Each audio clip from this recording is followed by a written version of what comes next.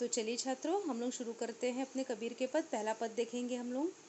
हम तो एक एक करी जाना, दोई कहे तीन ही को दो जग, जिन नाहिन पहचाना। तो यहाँ पर कबीर कह रहे हैं कि हम तो एक एक करी जाना। यहाँ पे एक, दो बार एक आया है। यहाँ पे एक का अर्थ है संख्या यानी कि एक, और दूसरे का अर्थ है परमात्मा। तो यहाँ पर इस पंक्ति से कबीर क्या कहना चाह रहे हैं कि मैं सिर्फ एक परमात्मा को ही जानता हूँ। हम तो एक एक यानी कि मैं तो सिर्फ एक परमात्मा करी जाना को ही जानता हूँ। दोई कहे तीन ही को दो जग, जिन नाहिन पहचाना। जिन लोगों ने उनको, तीन ही यानी कि उनको, यानी कि परमात्मा को नहीं पहचाना, वे उनको कहते हैं कि ईश्वर और आत्मा यानी कि हमारी आत्मा और परमात्मा, जीवन और ब्रह्मा, ये दोनों अलग अलग है, इनका अलग अस्तित्व है। परंतु कबीर जी कहते हैं कि परंतु ऐसा नहीं है। जीवन और परमात्मा, जीव और ब्रह्म जो है वो अस्तित्व उनका एक ही है। तो जो ऐसा मानते हैं, तो कबीर के अनुसार वे लोग परमात्मा को जान नहीं पाए हैं और उनके लिए यह संसार जो है वो नरक के समान है। ठीक है, ये दो पंक्तियां आशा करती हूँ आपको समझ में आ गई होगी कि कबीर जी पहली पंक्ति में कहते हैं कि मैं सिर्फ एक ही परमात्मा को जानता हूँ, और जो लोग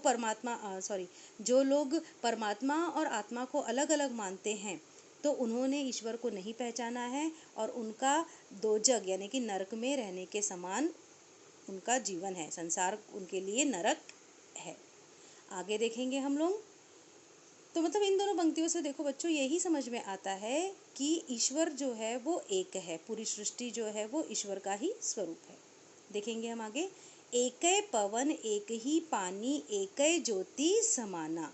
तो कबीर यहाँ पर कहते हैं कि पूरी सृष्टि में एक ही पवन है, एक ही जल है, और उसी परमात्मा की एक ही ज्योति संसार में फैली हुई है। ज्योति समाना यानी कि पूरे संसार में एक ही ज्योति व्याप्त है, फैली हुई है। एकै खाक गड़े सब भाड़े, एकै कोहरा साना। तो यहाँ पर कबीर जी क्या कहते हैं कि सभी को जो है एक ही कुम्हार ने बनाया है। मतलब सभी का निर्माण एक ही मिट्टी से हुआ है, और उसे बनाने वाला कोहरा यानी कि उसे बनाने वाला कुम्हार भी एक है, अर्थात ईश्वर है। मतलब सभी मानवों का निर्माण, ऐसा कहा जाता है ना कि जल, नभ, अग्नि 5 तत्वों के द्वारा हुआ है, वायु है ना, इन 5 तत्वों के द्वारा हुआ है। और ये जो है उसका निर्माता भी कौन है? एक ही है, ईश्वर ही है। जैसे बाढ़ी काष्ठ की काटे, अग्नि न काटे कोई। तो यहाँ पर उदाहरण दे रहे हैं कबीर जी कि जिस प्रकार से बढ़ई, बाढ़ी यानी कि बढ़ई, बढ़ई जो है वो काष्ठ को यानी कि लकड़ी को तो काट लेता है, लेकिन उसके अंदर समाई हुई अग्नि, उसके अंदर निहित अग्नि को वो नहीं काट सकता। उसी प्रकार मनुष्य का शरीर जो है वो नश्वर है, यानी कि एक न एक दिन समाप्त होने वाला है, परंतु उसके अंदर की आत्मा जो है वो अमर है।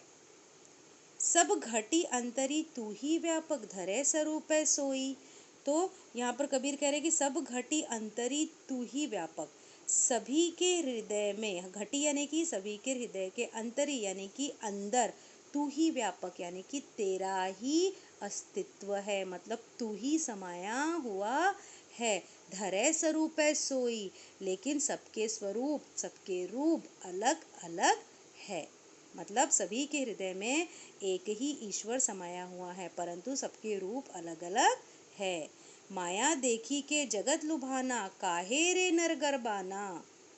तो यहाँ पर कबीर जो है मनुष्य को संबोधित करते हुए कह रहे हैं कि तू इस संसार रूपी माया में क्यों उलझ रहा है ना। इस संसार के माया रूपी रूप को देखकर तू क्यों उसमें उलझ जाता है, क्यों उसमें फंसा जा रहा है।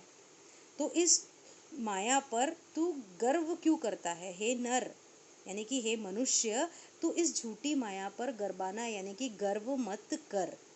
निर्भय भया कछु नहीं व्यापय, और तू अपना जीवन जो है निर्भय होकर जी। निर्भय यानी कि बिना किसी डर के तू अपना जीवन जी। इस मोह माया के जाल में तू मत फंस।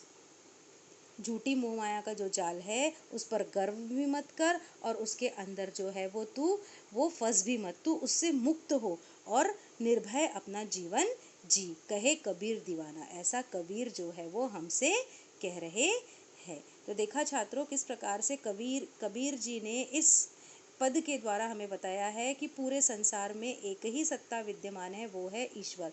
और संसार और परमात्मा, ईश्वर और संसार जो है वो एक दूसरे से अलग नहीं है, एक दूसरे से भिन्न नहीं है। और उसके साथ साथ हमें ये भी बताया है कि इस संसार में रहकर इस संसार के लालच में तू मत फंस, इसके लालच पर तू गर्व भी मत कर, और अपने आप को इस संसार रूपी माया से छुड़ा और निर्भय होकर अपना जीवन जी।